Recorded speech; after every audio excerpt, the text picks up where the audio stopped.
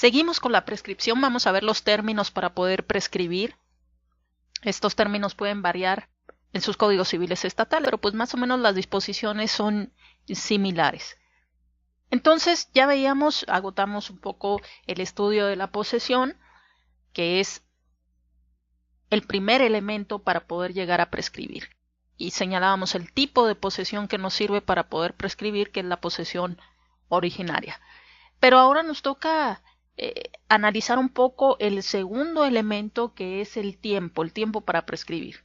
Y el Código Civil, los códigos civiles nos señalan que el tiempo para la prescripción se cuenta por años, ¿sí?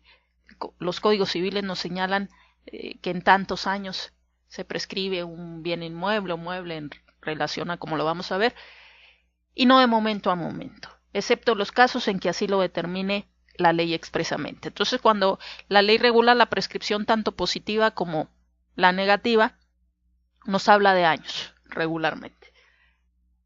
También el Código Civil señala que el día en que comienza la prescripción se cuenta siempre entero, aunque no lo sea, pero aquel en que la prescripción termina debe de ser completo. ¿A qué se refiere esto? Que si ustedes, por ejemplo, empiezan a poseer un bien inmueble porque se internaron en ese inmueble por estar desocupado y lo hicieron a las 3 de la tarde de determinado día, el día en que comienza la prescripción se cuenta siempre entero, como si hubieran empezado a las 00 horas de ese día. Pero nos establece el Código Civil que aquel en que la prescripción termina debe de ser completo. Es decir, aunque inicies a las 3 de la tarde tu posesión de determinado día, es como si lo hubieras iniciado desde las 0 horas de ese día. Pero el día en que prescribe, es decir, ese propietario que su inmueble está siendo poseído y que tiene la posibilidad de ejercitar la reivindicación para recuperar la posesión de ese bien, tiene hasta el último día y debe de ser completo, ¿sí? De tal manera que puede presentar la demanda ejercitando la acción reivindicatoria. Mientras no se cumpla el plazo, él tiene la posibilidad de recuperar su bien. Claro que la carga de la prueba pues, se establecerá entonces para el poseedor, pero a eso se refiere, que el último día tiene que ser completo. En el caso de la prescripción extintiva que ya mencionábamos, si ustedes, decíamos, tienen un pagaré que se venció el 10 de octubre del 2017, bueno, tienen hasta el 10 de octubre del 2020 para demandar a esa persona y que no prescriba su acción en contra del obligado del título de crédito, ¿sí? Del obligado principal del título de crédito.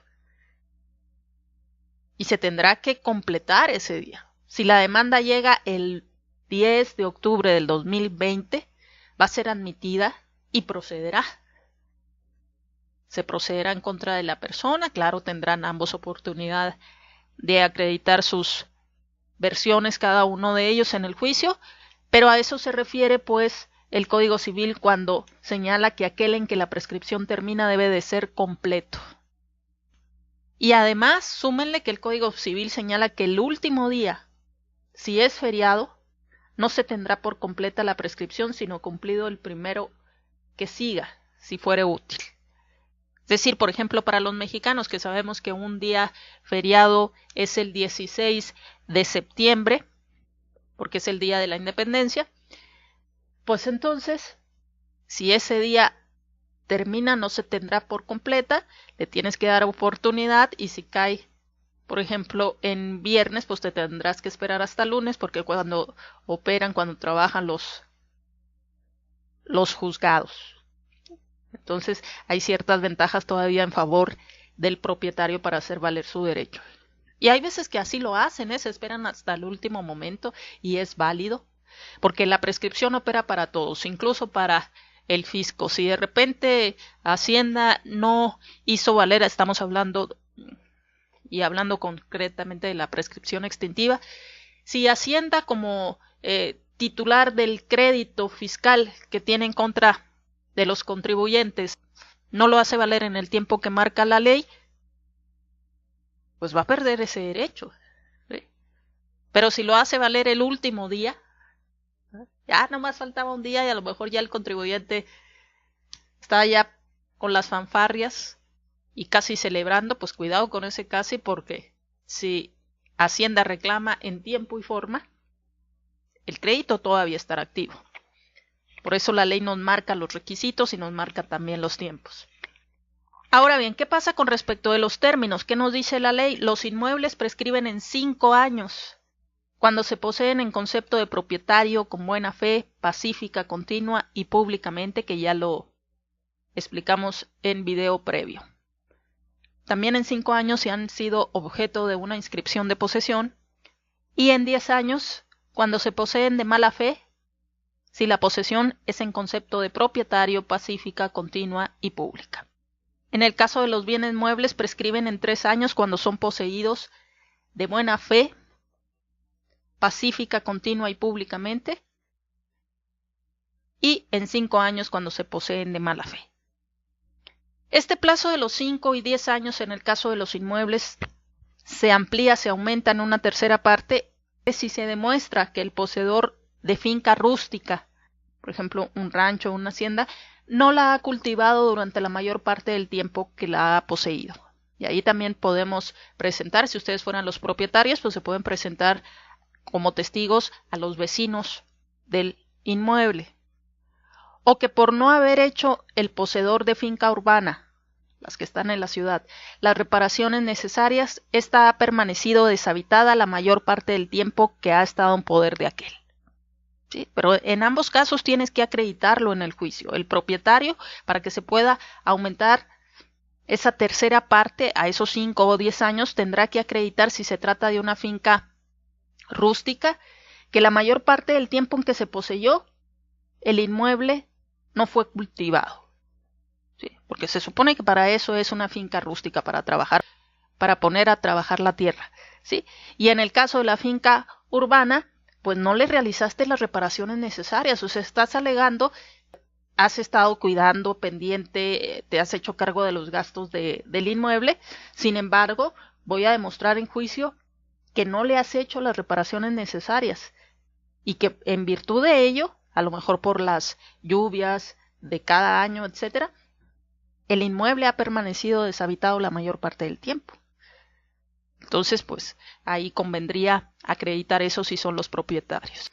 Ahora bien, si la posesión se adquiere por medio de violencia, tanto para bienes muebles como para inmuebles, aunque la violencia cese y la posesión continúe pacíficamente, el plazo para la prescripción será de 15 años contados desde que cese la violencia.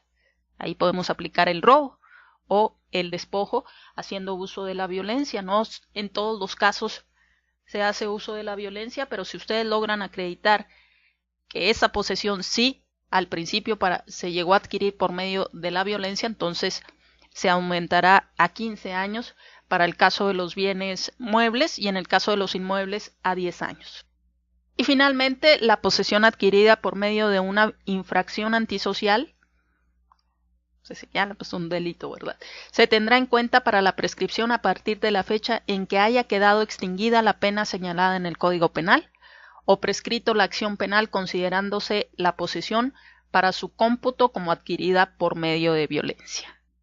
Entonces, pues, sería más tiempo todavía. Habría que irse al Código Penal, a los códigos penales, para ver los plazos de prescripción. ¿Quiénes pueden adquirir por prescripción? Bueno, pueden hacerlo todos aquellos que son capaces de adquirir por cualquier otro título. Y en el caso de los menores y demás incapacitados, pueden hacerlo por medio de sus representantes. En el caso de los menores podrán hacerlo a través, por ejemplo, de sus padres si los tienen y ejercen sobre ellos la patria potestad. Y de los demás incapacitados puede ser un mayor de edad que no tenga capacidad de ejercicio, pero que tenga un representante, un tutor, entonces podrán también prescribir por medio de sus representantes. Se señala por la ley que las personas con capacidad para enajenar, acuérdense que enajenar es transmitir, ya sea onerosa o gratuitamente, la propiedad de un bien. Entonces, las personas con capacidad para enajenar pueden renunciar la prescripción ganada, pero no el derecho de prescribir para lo sucesivo. ¿A qué se refiere esto? Si de repente vino el propietario porque ya le habían avisado que alguien estaba poseyendo su inmueble y entra en pláticas con el poseedor y lo hace firmar un documento donde el poseedor esté renunciando a la prescripción ganada, se puede hacer. Es válido, porque esa persona tiene capacidad de ejercicio para renunciar a los derechos ganados.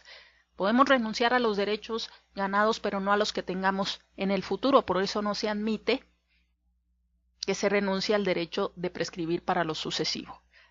Entonces aquí el propietario bien pudiera hacerle renunciar a ese derecho a la prescripción que ya había ganado y además celebrar con él un contrato a lo mejor de arrendamiento, de comodato para que continúe con la posesión del inmueble, pero reconociendo el derecho que tiene el propietario, convirtiéndose así en una posesión derivada que ya veíamos en videos anteriores que no da derecho a prescribir.